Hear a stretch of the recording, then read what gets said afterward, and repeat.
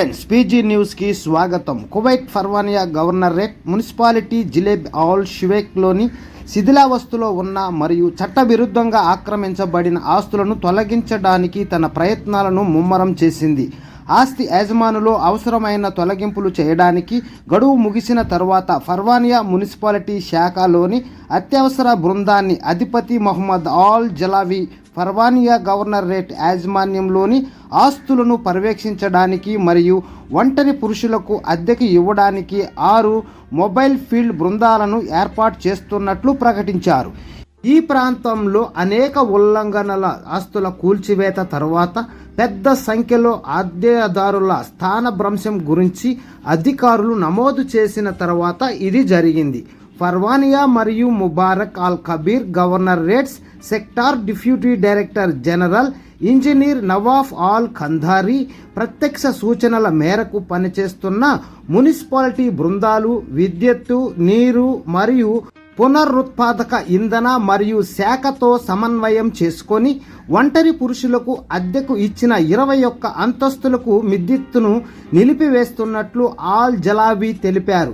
ఈ చర్యలు కేవలం 14 రోజుల్లోనే అమలు చేయబడ్డాయి. అంతేకాకుండా ఉల్లంఘన ఆస్తులకు వ్యతిరేకంగా 38 అధికారిక హెచ్చరికలు జారీ చేయబడ్డాయి.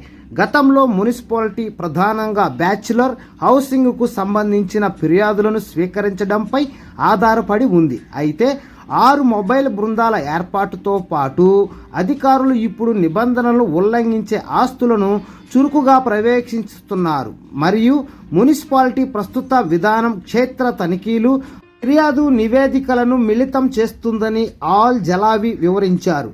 ఉల్లంఘనలు గుర్తించినప్పుడు హెచ్చరిక నోటీసు జారీ చేయబడుతుంది మరియు తదుపరి దర్యాప్తు మరియు నివేదిక కోసం ఒక కాపీని క్రిమినల్ ఇన్వెస్టిగేషన్ విభాగానికి పంపబడుతుంది.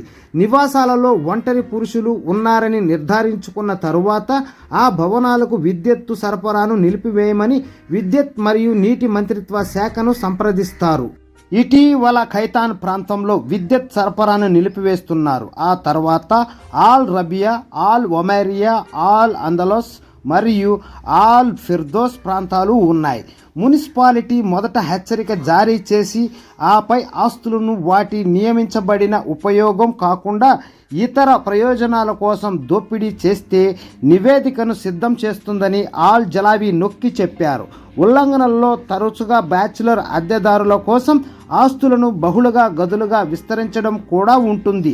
బ్యాచులర్ ప్రాంగణాన్ని ఖాళీ చేసే వరకు, క్షేత్ర తనిఖీలో సమ్మతిని నిర్ధారించే వరకు మరియు అన్ని ఉల్లంఘనలను మున్సిపాలిటీ పూర్తిగా పరిష్కరించి సంతకం చేసే వరకు విద్యుత్ పునరుద్ధరించబడదు.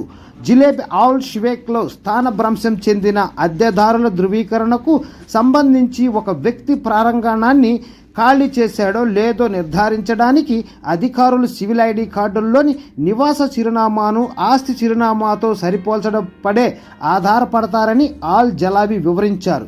ఈ తీవ్రం చేసిన పర్యవేక్షణ గవర్నరేట్లో గృహ నిబంధనలు అమలు చేయడం, భద్రతను నిర్ధారించడం మరియు క్రమాన్ని నిర్వహించడంలో మున్సిపాలిటీ యొక్క నిబద్ధతను ప్రతిబింబిస్తుంది.